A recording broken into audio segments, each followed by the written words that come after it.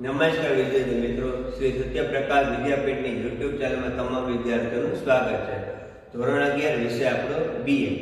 આજે આપણે ભણવાનું છે કે ડિબેન્ચરના પ્રકાર।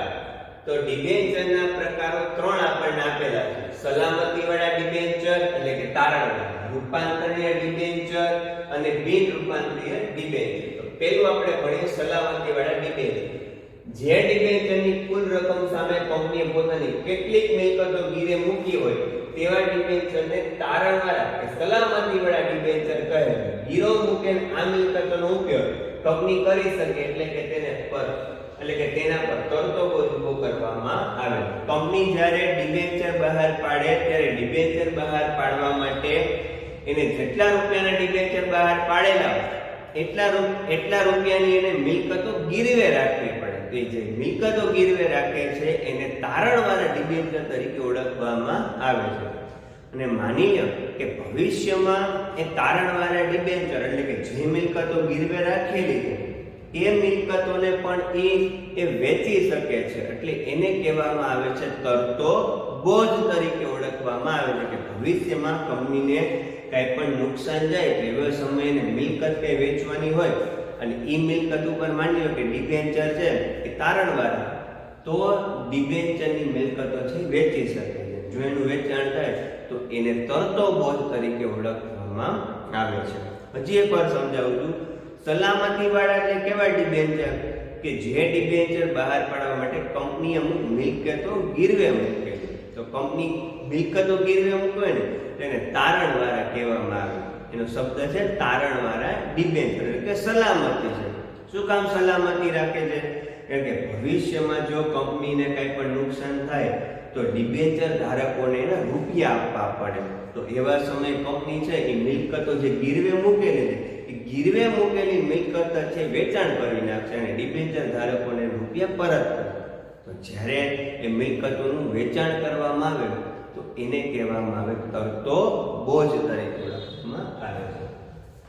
ત્યાર પછી છે બીજું રૂપાંતરીય ડિબેન્ચર, જેને કન્વર્ટેબલ ડિબેન્ચર। રૂપાંતરીય ડિબેન્ચર એટલે કેવું કે કન્વર્ટેબલ, રૂપાંતર થતું હોય ડિબેન્ચરનું તે જે ડિબેન્ચરનું નિશ્ચિત સમયે શરતોને આધીન શેરમાં રૂપાંતર થાય અથવા તો અંશતઃ થઈ શકે તેને રૂપાંતરીય ડિબેન્ચર કહે। જો કંપનીએ નિયમન પત્રમાં જોગવાઈ કરી હોય તો આવા ડિબેન્ચરને નિશ્ચિત સમય બાદ ચોક્કસ કિંમતે ડિબેન્ચરના બદલામાં નક્કી કરેલ શેર આપવામાં આવે। રૂપાંતર એટલે કે કન્વર્ટ। આજે મારી કંપનીના ડિબેન્ચર અમુક લોકોએ ખરીદેલા છે, તો મેં એમ કીધું કે 5 વર્ષ પછી તમે મને ડિબેન્ચર પરત આપજો અને જેટલા રૂપિયાના તમે ડિબેન્ચર લીધા છે બદલામાં હું તમને રૂપિયા નહીં આપું પણ હું એટલા રૂપિયાના તમને શેર આપી દઈશ। તો એને કહેવામાં આવે કે ડિબેન્ચરનું શેરમાં રૂપાંતર કર્યું, એટલે શું નામ પડ્યું? રૂપાંતરીય ડિબેન્ચર। અને કાં તો સંપૂર્ણ હોય કે 500 રૂપિયાના ડિબેન્ચર લઈ ગયા હોય તો હું એ પરત કરવા ડિબેન્ચર આવે ત્યારે 500 રૂપિયાના શેર આપી દઉં, અથવા કંપની એવું કરે અંશતઃ એટલે અડધા, કે 500 રૂપિયાના ડિબેન્ચર ખરીદેલા છે તેમાંથી 500 રૂપિયા પરત નથી કરતા, માત્ર 250 રૂપિયા પરત કરે છે અને 250 રૂપિયાના શેર આપે છે। તો બે રીતના થાય, કાં તો દરેક પૂરેપૂરા રૂપિયાના શેરમાં રૂપાંતર કરે અથવા તો અંશતઃ। એ ડિબેન્ચર એટલે કેવા? રૂપાંતર પાત્રને ડિબેન્ચર। અને ત્રીજું બિન રૂપાંતરણીય ડિબેન્ચર, નોન કન્વર્ટેબલ। આવા ડિબેન્ચરનું ઇક્વિટી શેરમાં રૂપાંતર કરવામાં આવતું નથી અને તેઓને નિશ્ચિત સમય અને શરતોએ ડિબેન્ચરને નાણાં પરત કરવામાં આવે છે। આ ડિબેન્ચર આવે 5 વર્ષ પૂરા થઈ ગયા હોય અને તમે 500 રૂપિયાના ડિબેન્ચર લીધા હોય તો 5 વર્ષની મુદત પૂરી થાય એટલે તમારે ડિબેન્ચર પરત કરી દેવાના અને બદલામાં કંપની તમને રૂપિયા પાછા પરત આપે। કેવા ડિબેન્ચર છે? બિન રૂપાંતર પાત્ર। ત્યાર પછી આપણે વાત કરી બોન્ડની। બોન્ડ એ કંપનીની લાંબા ગાળાની નાણાકીય જરૂરિયાત સંતોષવા માટેનું મહત્વનું પ્રાપ્તિ સ્થાન છે। બોન્ડ એ કંપની માટેની ઉછીની મૂડી છે। જેમ ડિબેન્ચર પણ ઉછીની મૂડી હતી, બોન્ડ પણ કેવું છે? ઉછીની મૂડી છે। ડિબેન્ચર કંપની બહાર ન પાડવા હોય, શેર બહાર ન પાડવો હોય તો એના બદલે કઈ વસ્તુ બહાર પાડે છે? કંપની બોન્ડ બહાર પાડે છે। કંપનીનું દેવું છે અને બોન્ડ હોલ્ડર એ કંપનીના લેણદાર, તેઓને નિશ્ચિત દરે નિશ્ચિત સમય વ્યાજ ચૂકવવામાં આવે છે। સેમ વસ્તુ, જે વસ્તુ ડિબેન્ચરમાં એ જ વસ્તુ બેઠે બેઠી બોન્ડમાં આવે। કે કંપનીએ જો બોન્ડ બહાર પાડેલા હોય તો એમાંય બોન્ડ એનો નિશ્ચિત સમય છે કે 5 વર્ષ માટે કે 10 વર્ષ માટે, એટલા સમય માટે એ બોન્ડ ધારકને છે કંપની તરફથી વ્યાજ ચૂકવવામાં આવે છે. બોન્ડની મૂળ કિંમત સામાન્ય ડિબેન્ચર કરતા વધુ હોય. તે મોટા ભાગે સરકાર, મ્યુનિસિપલ કોર્પોરેશન તથા કંપની દ્વારા બહાર પાડવામાં આવે છે. બોન્ડ જે નામથી બહાર પાડવામાં આવ્યા હોય તે નામની ઓળખાણમાં આવે છે. દાખલા તરીકે સરદાર સરોવર બોન્ડ. બોન્ડનું એક નામ હોય છે કે ભાઈ મ્યુનિસિપલ કર્મચારી કે આરએમસી દ્વારા એટલે કીધું કે મ્યુનિસિપલ કોર્પોરેશન, કંપની અથવા તો સરકાર જે મોટા ભાગે બોન્ડ બહાર પાડે છે. કારણ કે કંપની મોટા પ્રોજેક્ટમાં કામ કરતી હોય તેવા સમયે નાણાકીય જરૂરિયાત એને જોતી હોય તો એવા સમયે બોન્ડ બહાર પાડે. એક્ઝામ્પલ એ કે સરદાર સરોવર છે એના માટે કરોડો રૂપિયાની જરૂર હતી તો એવા સમયે કંપનીએ સરકારે શું કર્યું હતું કે સરદાર સરોવર નામના બોન્ડ બહાર પાડ્યા હતા કે જેથી કરીને માણસો ખરીદી શકે. તો આમ ડિબેન્ચરના અથવામાં બોન્ડ પણ છે કંપની બહાર પાડી શકે છે. બોન્ડ ચોક્કસ મુદત માટેના હોય છે, જે કીધું કે 5 વર્ષ કે 10 વર્ષ માટે. સરકાર કે કંપનીઓ મોટી યોજનાઓ હાથ ધરાવતી હોય ત્યારે મોટી રકમની લાંબા ગાળાની જરૂરિયાત સંતોષવા માટે બોન્ડ વધુ અનુકૂળ છે. સરદાર સરોવર કરવું હતું તો એવા સમયે સરદાર સરોવર નામના બોન્ડ બહાર પાડ્યા, કારણ કે એના માટે કરોડો રૂપિયા, કરોડો રૂપિયા એક સાથે કંપની કે સરકાર ન કાઢી શકે. તો આવી મોટી યોજનાઓ માટે છે સરકાર કે કંપની છે બોન્ડ બહાર પાડી રૂપિયા મેળવી શકે છે. ત્યાર પછીનો પોઈન્ટ છે જાહેર થાપણ. કંપની પોતાની ટૂંકા ગાળાની કાર્યશીલ મૂડીની જરૂરિયાત સંતોષવા માટે જાહેર જનતા પાસેથી થાપણ સ્વીકારે છે. ટૂંકા ગાળાની કે ભાઈ કંપનીને ટૂંક સમય પૂરતા વર્ષ 2 વર્ષ પૂરતા પૈસાની જરૂરત હોય તો એના માટે કંપની ડિબેન્ચર કે બોન્ડ કે શેર બહાર ન પડે, પણ શું બહાર પડે? જાહેર થાપણ. તેને જાહેર થાપણો કહેવાય. કંપની આ માટે ખુશીની મૂડી તેમજ દેવું છે અને કંપની થાપણમાં નાણાં રોકાણકાર એ કંપનીના લેણ. તેની મુદત 6 માસથી લઈ 36 માસ સુધીની હોઈ શકે. થાપણદાર 6 માસથી લઈ ટૂંકા ગાળો કેવો એને કહ્યું કે 6 માસથી લઈ 36 માસ લગી જાય એ તમે જાહેર થાપણો ભરે. કારણ કે એ સમય કેવો છે? ટૂંકો ગાળો છે. થાપણદારોને કંપની ચોક્કસ દરે વ્યાજ જે માસિક, ત્રિમાસિક, અર્ધવાર્ષિક કે વાર્ષિક હોઈ શકે. એમ કીધું કે જ્યારે પણ 1 વર્ષ માટે જાહેર થાપણો બહાર પાડ્યા તો એના માટે કંપની કાં તો દર મહિને વ્યાજ ચૂકવે અથવા તો દર 3 મહિને અથવા તો 6 મહિને અથવા તો વર્ષે પણ વ્યાજ ચૂકવી શકે છે.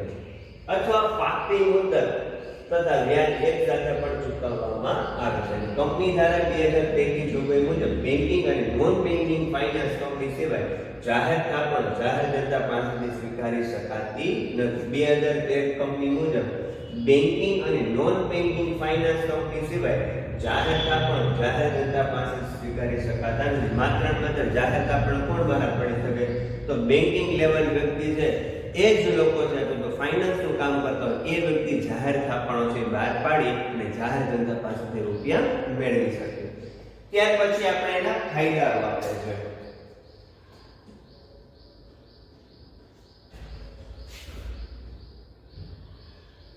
તો નાણાં મેળવવામાં સરળતા રહે છે. પ્રતિષ્ઠિત અને નફો કરતી કંપનીઓ સરળતાથી નાણાં મળી રહે છે.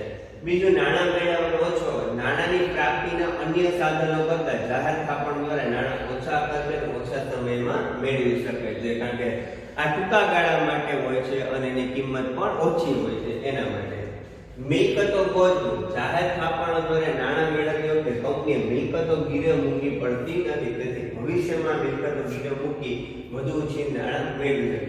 ડિબેન્ચરની જેમ કોઈ પણ મિલકતો ગીરવે મૂકીને બહાર પાડી શકતા નથી. મિલકતો પણ બોજો રહેતો નથી. વ્યાજ એક ખર્ચ છે. જાહેર થાપણો પર ચૂકવવું પડતું વ્યાજ કંપની માટે ખર્ચ છે. તેથી આવકવેરામાં ખર્ચ તરીકે બાદ મળે તેથી કંપનીએ કરવેરા ઓછો ભરવો પડે. જ્યારે જાહેર ડિબેન્ચર ઉપર, બોન્ડ ઉપર જે વ્યાજ ચૂકવો તેમ જાહેર થાપણ ઉપર પણ વ્યાજ દેવું પડે. પણ એનો બેનિફિટ એ છે કે એ વ્યાજ છે કંપની ખર્ચ તરીકે દર્શાવે છે. આથી એને આવકવેરા ભરવામાં પણ એને ફાયદો થાય છે. કાર્યશીલ મૂડી તરીકે એવું કે કંપની પોતાની ટૂંકા ગાળાની નાણાકીય જરૂરિયાત સંતોષવા માટે જાહેર થાપણો દ્વારા નાણાં મેળવી કાર્યશીલ મૂડીની જરૂરિયાત સંતોષી શકે છે. કે કામ ચલાવીને મૂડીની જરૂર હોય તે ટૂંકા ગાળાની જાહેર થાપણો બહાર પાડી એ કાર્યશીલ મૂડીની જરૂરિયાત સંતોષે. હવેની મર્યાદા અનિશ્ચિત. જાહેર થાપણો દ્વારા નાણાં મેળવવા અનિશ્ચિતતા રહેલી, કારણ કે રોકાણકારોના પ્રતિભાવ અગાઉથી જાણી શકાતા નથી. કે માની લો જાહેર થાપણો બહાર પાડો તો ટૂંકા ગાળા માટે હોય તો અમુક રોકાણકારો લે પણ ખરા ને નો પણ લે તો એનો આપણે વિચારીને જાણી શકતા નથી, એટલે અનિશ્ચિત. બીજું, રોકાણકારોને જોખમ. જાહેર થાપણો બિનસલામત દેવા ગણે, જેથી નાણાં રોકનાર માટે જોખમનું તત્વ રહેલું છે. કારણ કે આના માટે કોઈ મિલકતો ગીરવે નથી. કાલ સવારે કંપની ફડતામાં જે નુકસાન પામે તો રોકાણકારોના પૈસા ન પણ મળે, એટલે જોખમનું તત્વ વધુ રહેલું. ત્યાર પછી સુખના સમયના સાથી. જાહેર થાપણો એ કંપની માટે સાનુકૂળ અને સુખના સમયના સાથી છે. કારણ કે જ્યારે કંપનીની આર્થિક પરિસ્થિતિ બગડે કે કંપની વિશે બજારમાં ખોટી અફવા ફેલે ત્યારે રોકાણકારો પોતાની થાપણ પાકતી મુદત પહેલા પરત મેળવવા ઘસારો કરે, થાપણો ઉપાડે. આવા સંજોગોમાં કંપનીની મુશ્કેલીમાં વધારો થાય, માટે જાહેર થાપણોને સુખના સમયના સાથી કહે. કંપની સારી હોય ત્યારે તો બધા લોકો જાહેર થાપણો લે જ છે, પણ કોઈને ખબર પડે કે કંપની ફ્રોડ કરે છે, વિશ્વાસઘાત કરે છે, કંપની ફડતામાં જાય, નુકસાનમાં જાય, એવા સમયે રોકાણકારો શું કરે છે કે ફટાફટ પોતાના પૈસા લેવા માટે કંપનીએ વહી જાય. આમ કંપનીમાં મોટી મોટી લાઈનો છે, ઘસારો થઈ જાય. આમ એવું કે કંપની સારી નામના ધરાવતી હતી ત્યારે બધા લોકો લેવા તૈયાર કરે, બજારમાં ખોટી ચર્ચાઓ થવા માંડી તો બધા વ્યક્તિઓ એની પાકતી મુદત પહેલા જ કે સમય પૂરો ન થયો એ પહેલા જે છે એ પૈસા લેવા છે એ કંપનીમાં જોડે. આથી એને સુખનો સાથી તરીકે ઓળખવામાં આવે છે.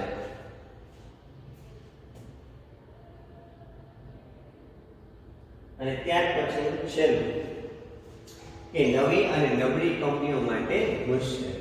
નવી અને આર્થિક રીતે નબળી કંપનીઓમાં રોકાણકારોને શરૂઆતમાં વિશ્વાસ હોતો નથી, માટે રોકાણકારો આવી કંપનીમાં થાપણો મૂકી જોખમ ઉઠાવવા તૈયાર થતા નથી. નવી કંપની કોઈ પણ સ્થપાય નહીં તો એવા સમયે રોકાણકારો છે એ તરત છે એ નથી કહેતા કે અમે હાલ તાત્કાલિક વસ્તુ અમે થાપણો ખરીદી લે. એના માટેથી જૂની કંપનીઓ પર વિશ્વાસ વધુ કરે. તો આમ જે કોઈ પણ નવી કંપની હોય કે નબળી કંપની હોય, ખર્ચામાં ઓલરેડી ગયેલી હોય તો એવી કંપનીઓ પર જડઈને રોકાણકારો વિશ્વાસ કરતા નથી. આજના લેક્ચર પૂરતું આટલું. નેક્સ્ટ લેક્ચરમાં ફરી પાછું આપણે ભણીશું.